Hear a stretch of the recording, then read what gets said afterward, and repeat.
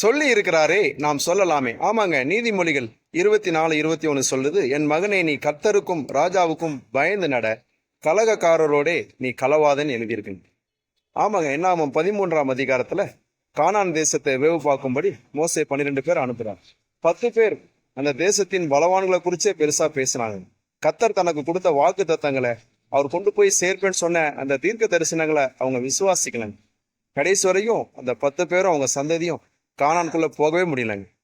யோசுவாவும் காலேப்பும் அந்த வாக்கு பண்ணப்பட்ட தேசத்துக்குள்ள கொண்டு போகப்பட்டான். நீங்களும் உங்க பிள்ளைங்களும் நல்ல ஸ்தானங்களை அடையும்படி கர்த்தர் உங்களுக்கு மேலான நிலைகளை வச்சிருக்கிறார். அதுக்கு விரோதமா பேசுகிற நபர்களோடு நீங்க உங்க தரிசனங்களை, உங்க எதிர்காலங்களை ஷேர் பண்ணாதீங்க. அவிசுவாசம் உள்ள நபர்களையே வேதம் கலகக்காரர் சொல்றோம்.